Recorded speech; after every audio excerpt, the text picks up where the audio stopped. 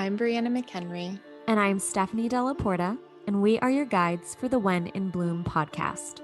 Join us weekly as we include tips, tricks, and alignment tools that support us on our personal journeys, bringing you back to the knowing that you have all that you need within you to bloom.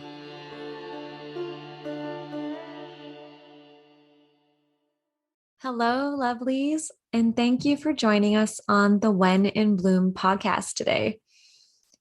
Even though I say us, it will actually only be me in this episode, but I'm feeling Breanna's energy with us. Unfortunately, these past few weeks, I don't know about you, but for us have been quite challenging emotionally, physically, mentally, in many different and similar ways. And of course, our schedules reflected that energy when trying to get together to record this episode. So it just seemed to not align at the same time. And she's told me to go ahead solo for this one. But in all honesty, it feels really weird not having my partner in spiritual crime. Okay. Partner in spiritual expansion. There we go. Breanna, I miss you.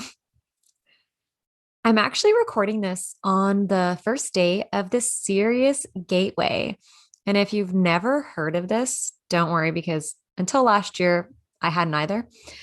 And basically, every year during the first week of July, from the 3rd to the 7th, our sun and the star Sirius conjunct, activating a sacred gateway of energy, bringing heightened vibrations and spiritual advancements, as we are all able to access this high frequency energy and use it for heightening our intuition, technological innovations, business endeavors, and creative inspiration.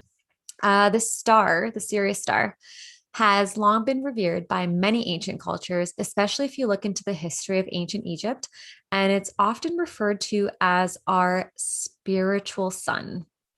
And it helps us to activate and shift us to higher levels of spiritual awareness. Our amazing guest, actually, Tiffany Tin, in last week's episode, shared her wisdom on the Sirius star system and the galactic beings from there. If you listened to that episode and you felt a resonance or a connection with Sirius, then during the time of this gateway, this portal, it may become easier for you to receive messages from Sirian beings, or perhaps even remember past or parallel lives from Sirius. That's so exciting. Actually, at this time last year, I was taking pictures of the sun, and I didn't realize until about a week or two later that when I actually zoomed in, I captured a photo of my first ever, well, first that I'm aware of, interdimensional being or alien. I've actually shared it to my personal Instagram highlight under portals, but I'll also share it on the When in Bloom social as well. Hopefully I remember to do that. Another portal linked to Sirius is the Lionsgate portal, which is in August next month. And also last year, I unknowingly captured 2 videos of more interdimensional beings, but I don't think I'm going to share that until next month. So you're just going to have to wait on that one. So this episode is most likely going to be one of our shortest yet. And in all transparency, because I always like to keep it real with you all, I wasn't even sure if I was going to continue with this episode on my own. And right as I was about to make that decision, I had messages just start pouring through me to share, which is always the case. And then, of course, I began to see the same theme in the messages that I'm going to talk to you about. And they just started popping up online, like just everywhere. So clearly, I need to do this episode, and what I need to say needs to be said. Thank you, universe. All right. So I'm going to start this episode by asking you, would you call yourself an artist? And I'll give you a few moments to think it over.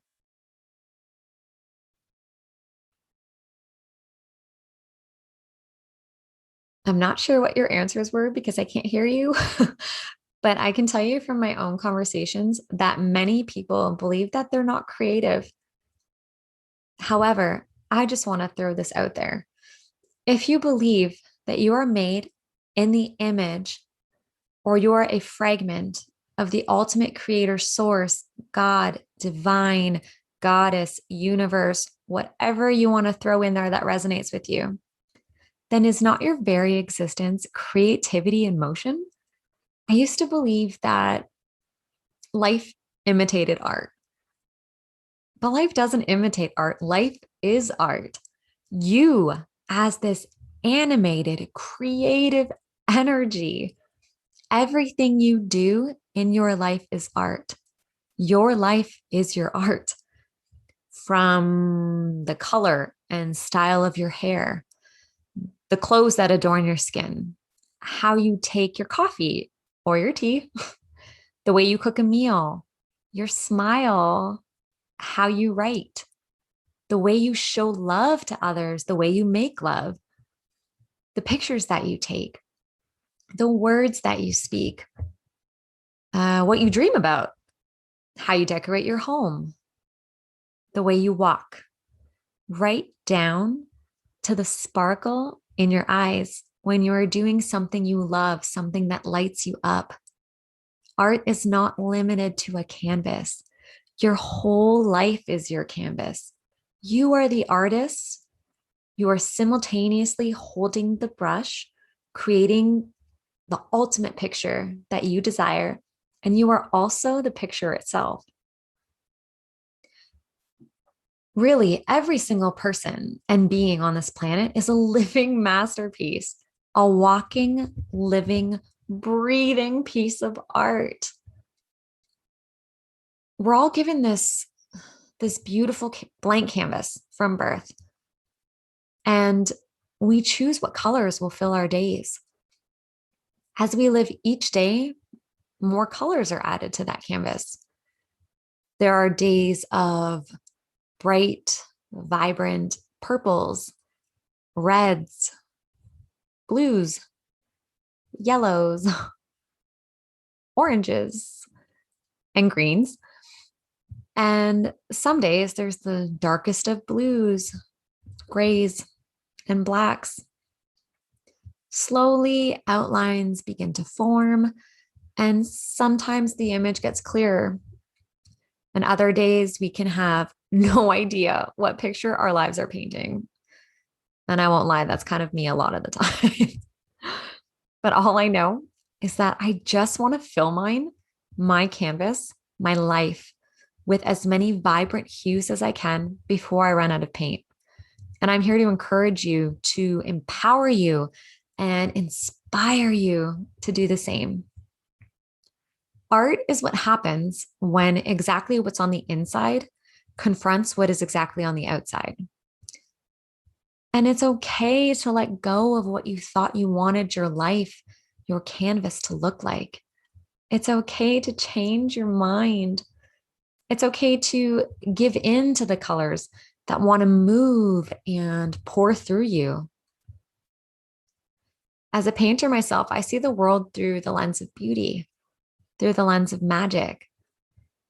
Colors are brighter, experiences fuller, emotions deeper, sometimes too deep, sometimes so deep that it really hurts. But this is how we embody fully this human experience. When you begin to see your life as a canvas, you realize that you are in total control and total power. You have power over your experience on this planet. You have power through your thoughts, your actions, your words, your experiences, based on your perception of each of these within any given situation. Too often, we're taught to relinquish our brush and hand it over to someone else to paint our life for us. By doing this, you willingly give your power away and begin to lose trust in your own ability to create the life you want, the life that you came to Earth to live.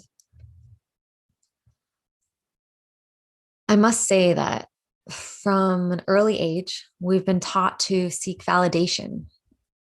approval, and opinions from those around us, which in turn, forgetting our own abilities to color our life exactly how we want them to look. We allow activities that feel like chores, requirements, and obligations to overlay those that bring us fulfillment and passion and joy that really allow us to be in love with life, with our lives. Ask yourself, how many beliefs are actually your own? Do you hold that perception, that belief, because you first experienced it yourself and didn't like it, or because that's what you were told to think by someone else? And this could be a parent, a friend, a school teacher, even perhaps a government. You see, Earth is a planet of physical manifestation. All that you see in your daily life is because someone else first thought of it. They imagined it before bringing it into existence, before creating it. It needed to occur in thought before it could become form. And what is thought but our beliefs? The store that you buy from, the vehicle you drive around, the plane you travel on, all of the movies you watch, every single book that you will ever read, even the device that you are using to listen to this right now. Every single thing in our world was first created in the mind before creation in the physical world. The very fabric of reality is woven together with the threads of someone else's thoughts. This is why belief work, and Breanna is such a big proponent, a strong proponent of belief work. And I agree with her. This is why this is so important. And going off of that, your soul came to Earth to have a unique experience, an experience that is meant to be different from another's. No two canvases, no two lives are ever meant to be the exact same. So for myself, I started painting seriously probably at about 12 years old, maybe, honestly, give or take. I don't remember. I barely remember what I did last week. I don't know what I did when I was 12. So I've only taken 2 art classes or workshops in my entire life so far. And I had my first one when I was young, and the teacher would say, look at this picture and copy it. And I was very good at that. I became very good at imitation. And for a long time, I was stuck in that mindset, needing to imitate a picture in order to paint it. So I actually put more pressure on myself because I had to find a picture that I thought I could paint all the time. When I would paint landscapes, which is what I did primarily back then, not as much anymore. I do a lot more different things now. But when I would paint landscapes, I would think, can I paint this? And if not, I'd have to get another picture because I had to be able to imitate it. I ended up setting limitations for myself. So for me, it was all about making it look exactly the way someone else saw it, which really, when you think about it, is not the point of art.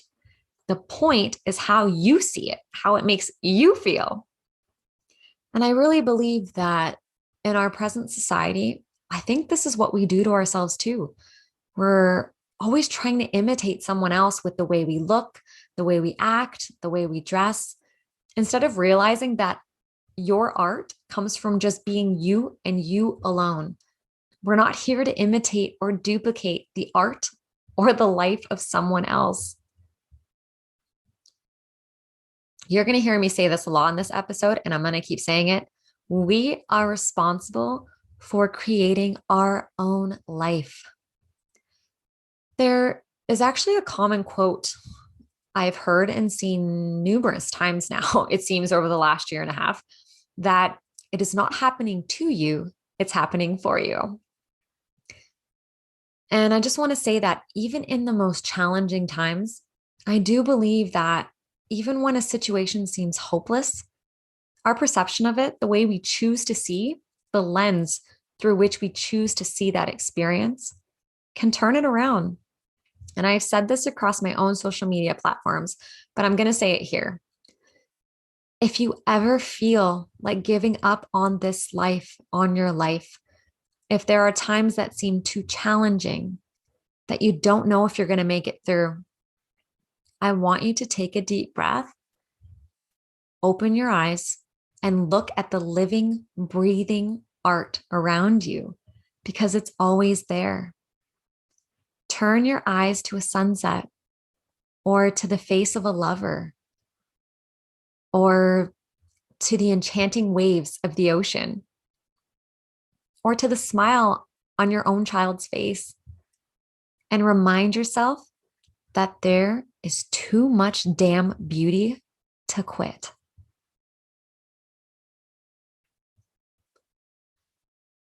Being an artist requires responsibility because it's your vision, your painting. You are the one that has to choose which strokes go where. You have to focus on the details. You have to choose the colors. It can be challenging when you don't know what you want this beautiful picture to look like. And I really think that's where most people struggle, is not even knowing what they want their life to look like. It's hard to create something when you don't know what you're creating. But this life is yours. It does not belong to someone else. Someone else cannot paint it for you. There's a practice that I do that I learned from when I lived in Australia. And what you can do is you can place one hand over your heart and one hand on the crown of your head and say, either silently or out loud. I like to say it out loud because I feel like hearing my own voice really helps me reclaim my power. And you're going to say, no one and nothing has the power over me. Sounds really simple, but sometimes even the simplest things have the most impact on a vibrational level, even if we can't really see it right away. So I continue to say this until I believe it, because it's important to protect your magic always, to remind yourself of your own sovereignty, your ability to create your life. As the artist of our own lives, we have the power and, most importantly, the choice and free will to change the final image. If you want your life to be a magnificent picture, then you need to begin by realizing that you are the artist. Your soul is drawn to the things that will help you unfold your most glorious expression. Give in, claim it.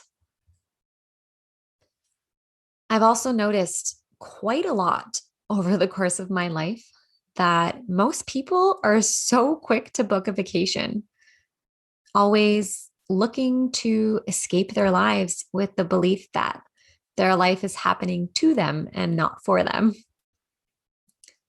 I no longer believe in that. I believe in creating a life that I don't want to run away from. You see, I love this metaphor, this analogy of your existence or life as a canvas. I do use it a lot, but it's not only because I'm an artist, a painter, but because I see and I feel the value in it. The same way that a painter can take a color and transmute it, alchemize it by mixing it with another color, you can do that within your own life too. And you also have the ability to paint over and start over. That power is also yours. That's the beauty of art. It's probably another reason why I love it so much, is that nothing is ever fixed. It's only complete and it's only final when you say that it is, when you feel that it is. It can always be changed. Once again, it all just comes back to the power of choice.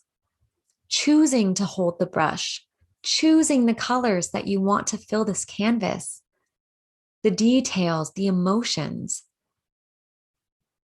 Everything is was, ever has been a choice.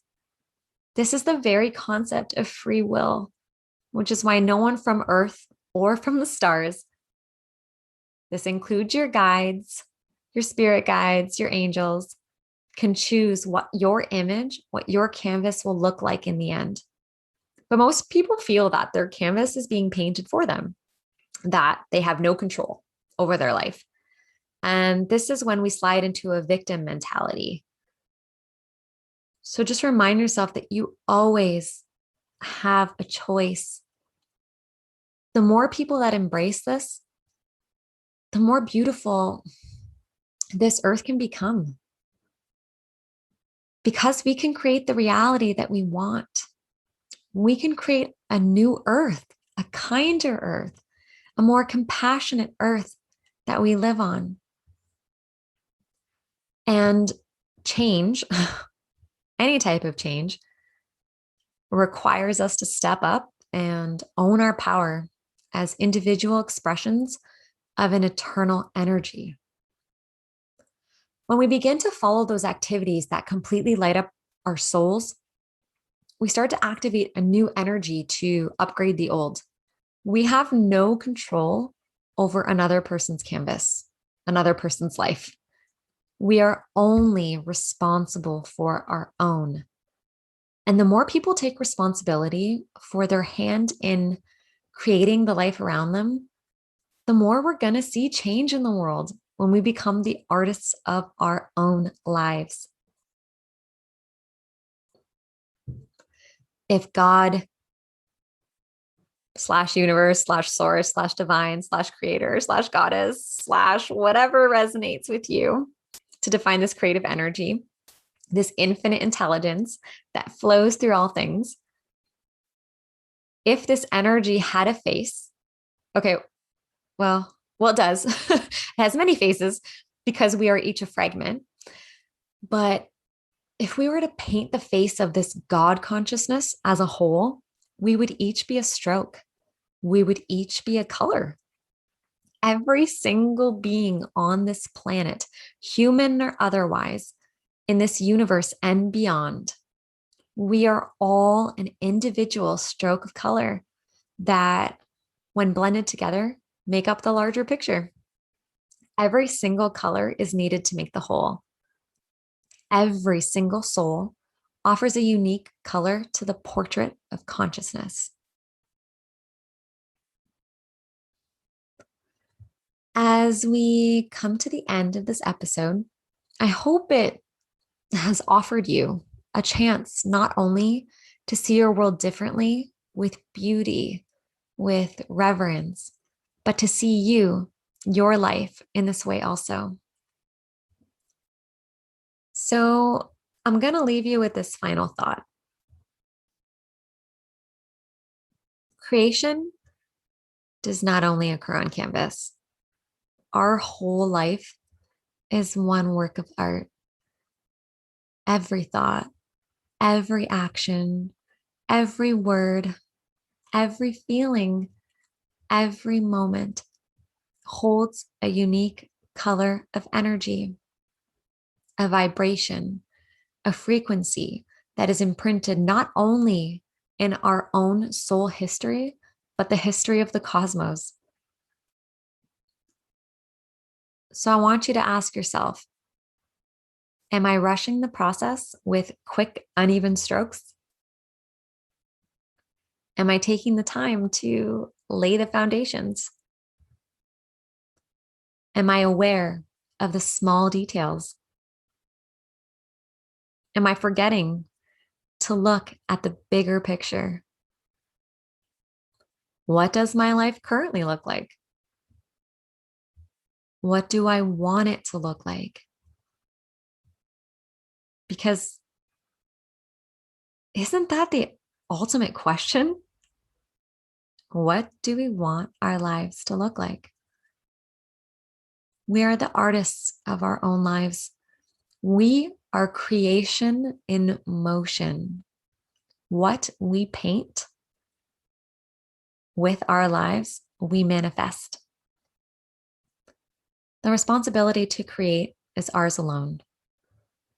Whatever energy, love, joy, pain, adventure, judgment, fear you choose to feed becomes your truth, adding a specific color to the canvas of your life.